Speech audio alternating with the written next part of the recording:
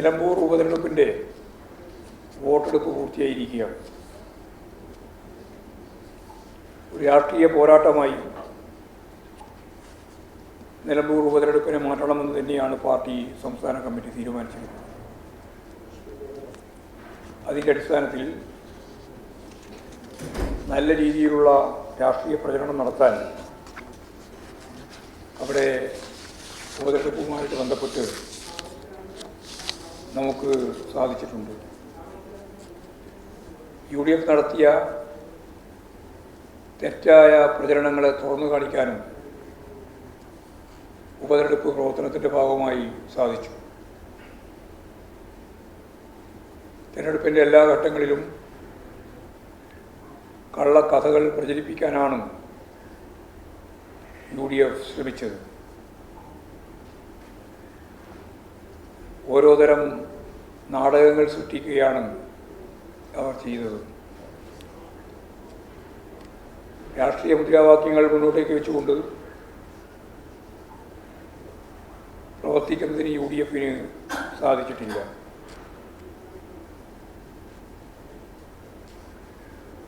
പലതരം വിവാദങ്ങൾ സൃഷ്ടിച്ച് ജനങ്ങളുടെ കണ്ണിൽ പൊടിയിടാനുള്ള ശ്രമങ്ങളാണ് ഉണ്ടായത്. അവയെ ജനങ്ങൾ തള്ളുന്ന നിലയാണ് ഉപതെരഞ്ഞെടുപ്പ് ഘട്ടങ്ങളിൽ കണ്ടത്.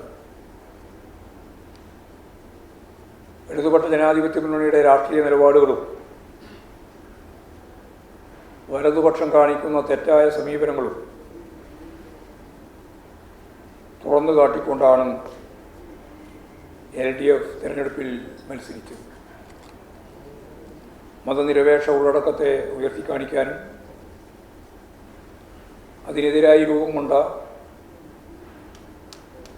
വർഗീയ കൂട്ടുകെട്ടുകളെ തുറന്നു കാണിക്കാനും ആ മണ്ഡലത്തിൽ നല്ലതുപോലെ ഇടതുപക്ഷ ജനാധിപത്യ മുന്നണിക്ക് സാധിച്ചു. ഇടതുപക്ഷ ജനാധിപത്യ മുന്നണി സ്ഥാനാർത്ഥിയെ പ്രഖ്യാപിച്ച ആ നിമിഷം മുതൽ കേരളത്തിലും പ്രത്യേകിച്ച് നിലമ്പൂരിലും വലിയ സ്വീകാര്യതയാണ് സ്ഥാനാർത്ഥിക്ക് നേടാൻ സാധിച്ചിട്ടുള്ളത്. ഇപ്പോൾ പോളിംഗ് കഴിഞ്ഞപ്പോൾ ഇടതുപക്ഷ ജനാധിപത്യ മുന്നണിക്ക് വലിയ രീതിയിലുള്ള വിജയം ഉറപ്പാക്കാനാവുന്നു എന്നുള്ളതാണ് വസ്തുത.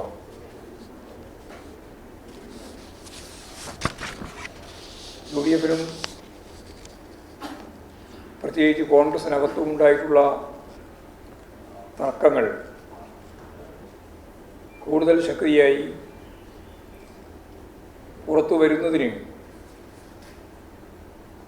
നിലമ്പൂർ ഉപതെരഞ്ഞെടുപ്പ് ഫലം ഇടയാക്കും എന്ന കാര്യത്തിൽ സംശയമില്ല. കെ മുരളീധരനും ശശി തരൂരും തമ്മിലുള്ള വാക്പോരുകളും ഇതിൻ്റെ ഉദാഹരണമായിട്ട് കാണാൻ കഴിയും. നിലമ്പൂരിന് ശേഷം UDFനകത്ത് വലിയ പൊട്ടിത്തെറികളാണ് ഉണ്ടാകാൻ പോകുന്നത്. ശരിയായ രാഷ്ട്രീയ നിലപാടുകൾ എടുത്തതിലൂടെ നിലമ്പൂരിൽ UDFനെ തകർക്കുന്നതിനും ഇടതുപക്ഷ ജനാധിപത്യ ശക്തികളുടെ മുന്നേറ്റം രൂപപ്പെടുത്തുന്നതിനും സാധിച്ചു എന്നുള്ളതാണ് ഉപതെരഞ്ഞെടുപ്പിൻ്റെ ഭാഗമായിട്ട് ചൂണ്ടിക്കാണിക്കാനുള്ള